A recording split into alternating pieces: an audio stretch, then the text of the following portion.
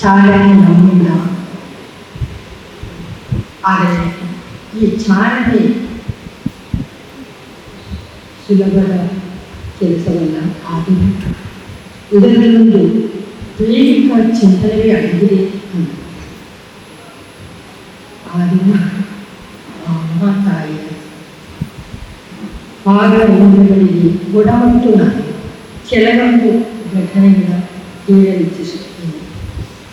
ನಮಗೆ ಕಾಣುವುದು ಶ್ರೀ ಕೃಷ್ಣ ಪಾಲನ ವಿಭಾಗ ಎಲ್ಲ ನಾಲ್ಕು ಯಾವ ಸ್ವಭಾವವನ್ನು ನಿರ್ಮಿಸಿದ್ದಾರೋ ಅದರ ವಿಭಾಗಗಳು. ಅದನ್ನು ಆ ಹಿಂದಿನ ಒಂದು 1974ರ ಚಿಂತನದಲ್ಲಿ ನಾನು ನಂಬುತ್ತಿದ್ದೇನೆ. ಇಲ್ಲೊಂದು ಮಹಾ ಪ್ರಳಯವೇ ಆಗಿತ್ತು ಅನ್ನಬಹುದು. ಅದೊಂದು ಘಟನೆಗಳು ಆದಾಗ ಇಲ್ಲಿನ ಎಲ್ಲ ವಸ್ತುಗಳು ಜಲ ಸಮಾಧಿಯೇ ಆಗಿದ್ದವು, ಹರಿದು ಹೋಗಿದ್ದವು ಎಲ್ಲವೂ. ಆದರೆ ಇಲ್ಲಿರುವ ಮಲ್ಲಿಕಾರ್ಜುನನ ಯಾವುದೇ ವಸ್ತುಗಳು ಕೂಡ ಇಲ್ಲಿಂದ ಅತ್ತಿತ್ತ ಆಗಿಲ್ಲ ಅಂದರು. ಕೇಳಿ ಕೊಂಚ ದಿಗ್ಬಂಧನೆ ಆಯಿತು. ಯಾಕಂದರೆ ಎಲ್ಲ ಹಸು ಕರುಗಳು ಎಲ್ಲರ ಮನೆಗಳು ನಾಶವಾಗಿದ್ದ ಹೊತ್ತದು. ಆದರೂ ಈ ಮಹಾ ಸನ್ನಿಧಾನ ಉಳಿದಿದೆ.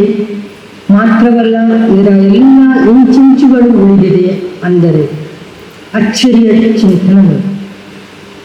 ಆದರೂ ಅಲ್ಲೊಂದು ಶಕ್ತಿ, ಮಹತ್ತರವಾದ ಶಕ್ತಿ ಇದೆ ಎಂದು ಎಲ್ಲರೂ ಅಂದುಕೊಂಡು ಆ ಹೊತ್ತೊಳಗೆ ನಮ್ಮಲ್ಲೂ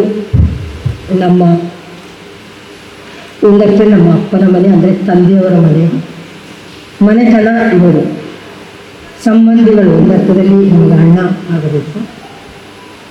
ಹತ್ತಿರದ ಸಂಬಂಧಗಳು. ಆದರೆ ಇಲ್ಲೊಂದು ಚರಿತ್ರೆ ಅನ್ನುತ್ತಿತ್ತು. ಇದೆಲ್ಲವೂ ನಾಶವಾದಾಗ ಎಲ್ಲೋ ಒಂದು ಚಿಗುರಿನ ಹಂತ ಬಂತು. ಏನು 80ರ ಇಸವಿ ಆಗಿರ್ಬೋದು. ಆಗೊಂದು ನಮ್ಮ ಅಪ್ಪ ದೈವದ ಹತ್ರ ಒಂದು ಪ್ರಾರ್ಥನೆ ಮಾಡಿಸಿದರು. ಯಾಕಂದರೆ ತನ್ನ ಮಗನಿಗೋಸ್ಕರ, ನನ್ನ ಅಣ್ಣ ಯೋಗೇಶ್ವರರು ಅವನ ಅಭಿವೃದ್ಧಿಗೋಸ್ಕರ ಪ್ರಾರ್ಥನೆ ಮಾಡಿಸಿದಾಗ ದೈವ ಹೇಳಿತ್ತು, ನನಗೇನು ಕೊಡುತ್ತೀನಿ. ಇದು ಮಾಮೂಲಿ ಎಲ್ಲ ದೈವಗಳು ತಿಳಿಯುವುದು. ತಂದೆಯವರು ನಾನೇನ ಕೊಡುವುದು ಅಂತ, ನೀ ಪಡಕೊಳ್ಳು ಅವನಿಂದ ಸರಿ ಎಂದು ಕೊಡಿ, ನಾನೇ ಪಡ್ಕೊಳ್ತೇನೆ. ಅಂತೆಯೇ 40 ವರ್ಷಗಳು ಬಿಟ್ಟು ಹೋದಂಥ ಒಂದು ನೇಮೋತ್ಸವ ಅವನಿಂದಲೇ ಎಂದು ಅನ್ನಲಾಗುವುದಿಲ್ಲ. ಆದರೂ ಅವನೊಂದು ಅದಕ್ಕೆ ಮುಖವಾಡಗಳ ಕೊಟ್ಟು ಆ ಸಂದರ್ಭದಲ್ಲಿ ಒಂದು ಉತ್ಸವ ಇಲ್ಲಿ ನಡೆಯಿತು. ಆ ಉತ್ಸವದ ಹೊತ್ತೊಳಗೆ ನಾ ಕಂಡ ದೃಶ್ಯ, ಇಲ್ಲಿ ಏನೂ ಇರಲಿಲ್ಲ. ಎಲ್ಲ ಗಿಡ ಮರಗಳು ನಮ್ಮ ಎಲ್ಲ ಹುಡುಗರದನ್ನು ಸರಿಪಡಿಸಿ ಇದೇ ತಾಣದಲ್ಲಿ ಎತ್ತರದ ಬುದ್ಧಿಯಾಗಿತ್ತಿದ್ದು ನಾನು ಕಂಡದ್ದು. ದೈವಗಳ ಚಿಂತನ ಅಲ್ಲಿತ್ತು. ಆವಾಗ ಇವನು ಚಿಕ್ಕ ಮಗುವಾಗಿದ್ದ. ನಾನು ಮೇಲೆ ಬಂದು ಯಾರಿಗೂ ಉಪದ್ರವವಾಗಬಾರದೆಂದು ಅತ್ತರೆ ಅಥವಾ ಅಚ್ಚಿತ್ತ ಓದಿದೆಂದು ಮೇಲೆ ಕೊಟ್ಟಿದೆ ಅಮ್ಮನೊಡನೆ. ಆ ಹೊತ್ತು ನನಗೆ ದೈವಗಳ ದರ್ಶನ ನೋಡಿಯೇ ಗೊತ್ತಿಲ್ಲ. ಹತ್ತಿರದಲ್ಲಿಯೂ ಆದರೂ ನಮ್ಮ ಅಪ್ಪನು ಬದುಕಲಿಲ್ಲ, ಹೋಗಲು ಕೂಡಲು ಅನ್ನುತ್ತಿದ್ದರು. ಆ ಹೊತ್ತೊಳಗೆ ಏನೂ ಗೊತ್ತಿಲ್ಲ ಅಂತು. ಮೊದಲ ಬಾರಿ ನೋಡುವುದು ಬಹಳ ವಿಜೃಂಭಣೆಯಿಂದ ಆಗಿತ್ತು. ಆದರೆ ದೈವ ಮಧ್ಯದಲ್ಲಿ ದಾರಿ ಇತ್ತು.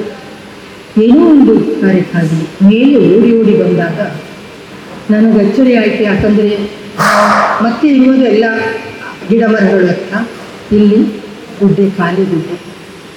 ಆವಾಗ ಅದು ತನ್ನ ಬಟ್ಟಲನ್ನು ಹಿಡಿದು ಕೇಳಿತು ನನಗೆ, ಇದು ಅದೂ ಗೊತ್ತಿಲ್ಲ. ಆದರೆ ಅದು ಯಾಂತ್ರಿಕವಾಗಿ ಕೈ ಚಿನ್ನದ ಮೇಲೆ ಹೋಗಿ ಚಿನ್ನವನ್ನು ಹಾಕಿಬಿಟ್ಟೆ. ಗೊತ್ತಿಲ್ಲ, ಏನು ಮಾಡುವುದೆಂದು ಗೊತ್ತಿಲ್ಲ, ಕೇಳುತ್ತಿದೆ ಹೀಗೆ ಹೀಗೆ ಹಾಗೆ ಕೊಟ್ಟದ್ದನ್ನು ಬಹಳ ಸಂತೋಷದಲ್ಲಿ ಕೊಂಡೋಗಿ ಹಾಕಿಕೊಂಡು ಆಮೇಲೆ ದೈವ ದರ್ಶನ. ಅಂದಿನಿಂದ ನಾ ಕಂಡೆ ಏನೋ ವಿಚಿತ್ರವಾದ ಚಿಂತನೆ ಕಂಡೆ. ಮುಂದೆ ಮುಂದುವರಿ ನಿರ್ನಾಮವೇ ಆಗಿದ್ದ ಈ ಪ್ರದೇಶ ಬಹಳ ಎತ್ತರಕ್ಕೆ ಹೋಯಿತು. ಎತ್ತರಕ್ಕೆ ಹೋದ ಕ್ಷಣ ಕೂಡ ನಾನನ್ನುವೆ ಇವರಿಂದಲೇ ನನ್ನ ಪಾಲನೆ ಮಾಡಿ. ಯಾಕಂದರೆ ಆ ಹೆಸರೇ ಹಾಗೆ ಇದೆಯೋ ಏನೋ, ಅದಕ್ಕೆ ದೈವಿಕ ಚಿಂತನ ಅವರೊಳಗೆ ತಾಯಿ ಕೊಟ್ಟಿದ್ದಾಳೋ ಅನ್ನಿಸ್ಬಿಟ್ಟು. ಯಾಕಂದರೆ ನಿಂತು ಮೇಲೆ ಕೊಂಡೇನಾಗುವುದು.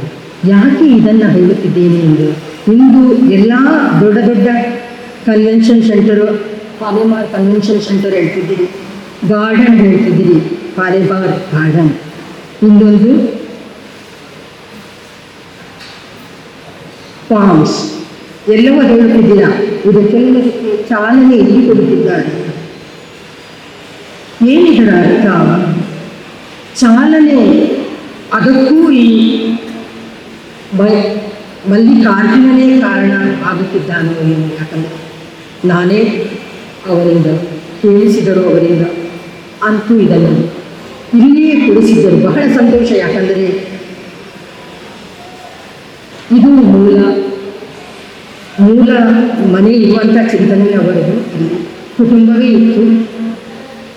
ಅಂತಹ ಸ್ಥಳದಿಂದಲೇ ನೀವು ಕೊಡುವಂದರೂ ಏನು ಅವರಿಗೆ, ಅದು ಬಹಳ ಸಂತೋಷ. ಯಾಕಂದರೆ ಈ ಹೊತ್ತೊಳಗೆ ನಮಗೆಲ್ಲರಿಗೂ ಇಷ್ಟೆಲ್ಲವನ್ನು ಸಾಧಿಸಿದ ವ್ಯಕ್ತಿತ್ವ ಏನಿರಬಹುದು, ಹೇಗಿರಬಹುದು ಅನ್ನುವ ಚಿಂತನೆ.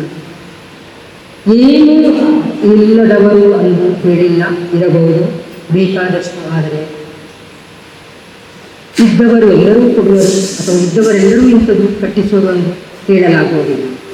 ಇದು ಕಟ್ಟಡ ಆಗಿರಬಹುದು, ಬರೆಯ ಕಟ್ಟಡವೇ ಅಂದು ಕೇಳಿದರೆ ಇಲ್ಲ, ಒಂದು ಶುಭ ಕಾರ್ಯಗಳು ಆಗುವಂಥ ಒಂದು ತಾಣವ ಕೊಟ್ಟಿದ್ದಾರೆ. ಅಂದರೆ ಅದಕ್ಕಿಂತ ಮಿಗಿಲಾದ ಚಿಂತನೆ ಬೇರೆ ಇಲ್ಲ. ಮಾಯೆಯ ಅತೀತತೆಯ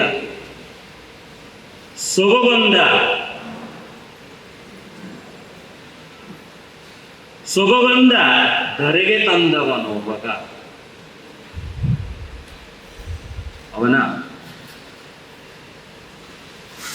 ಒಡಮೊಟ್ಟು ನಾ ಅಂದರವರು ಆಶೀರ್ವಚನವ ಆಗಿಸಿ ಚಾಲನೆ ಕೊಡಿ.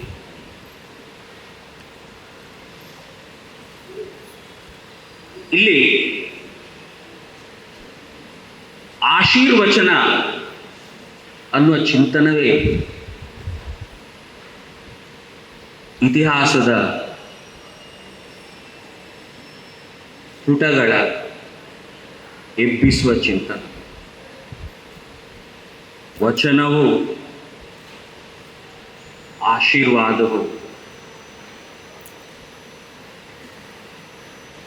ಇಲ್ಲಿ ಬಂದಂಥ ದೇವ ಸಾನ್ನಿಧ್ಯಗಳ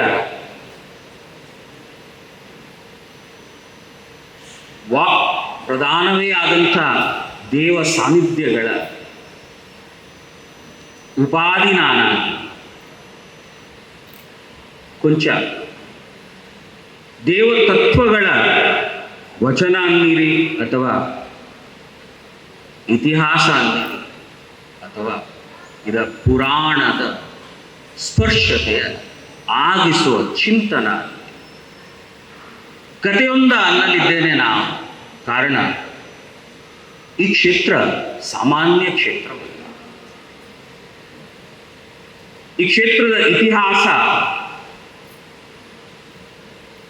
ಬರೇ ಇತಿಹಾಸದ ವರ್ತುಲದೊಳಗಿಲ್ಲ. ಇದು ಬರೇ ಇತಿಹಾಸದ ವರ್ತುಲದೊಳಗಿಲ್ಲ. ಈ ಕ್ಷೇತ್ರದ ದೇವತತ್ವದ ಇತಿಹಾಸದ ಭಾವದಲ್ಲೂ ಇಲ್ಲ, ಪುರಾಣಗಳ ಭಾವದಲ್ಲೂ ಇಲ್ಲ. ಸೃಷ್ಟಿಯ ಆದಿಯಿಂದ ಚಿಂತನದೊಳಗ ಸ್ಪರ್ಶಿಸುತ್ತಿದೆ ಅಂತ. ಸೃಷ್ಟಿಯ ಆದಿಯ ಚಿಂತನದಿಂದ ಸ್ಪರ್ಶಿಸುತ್ತಿದೆ. ಇದರ ಕತೆ ಸೃಷ್ಟಿಯ ಕತೆ. ಅದಕ್ಕಿಲ್ಲಿ ಪಾಲೇಮಾರವರು ಸಭಾಂಗಣವಾಗಿಸಿದರಂದಾಗ ಇದು ಬರೇ ಸಭಾಂಗಣವಲ್ಲ, ಇತಿಹಾಸದ ಪುಟಗಳ ಎಬ್ಬಿಸುವ ಬರೇ ಆಧ್ಯಾತ್ಮ ಕೇಂದ್ರ ಮಾತ್ರವಲ್ಲ, ದೇವಿ ಸಂಕಲ್ಪಗಳ ಅಥವಾ ದೈವಿಕ ಸಂಕಲ್ಪಗಳ ಎಬ್ಬಿಸುವ ಆಧ್ಯಾತ್ಮ ಕೇಂದ್ರ ಮಾತ್ರವಲ್ಲ, ಅದಕ್ಕಿಂತಲೂ ಕೊಂಚ ಸೃಷ್ಟಿಯನ್ನೇ ಉಳಿಸುವ ಕೇಂದ್ರದ ಸಂಕೇತವಿದೆ.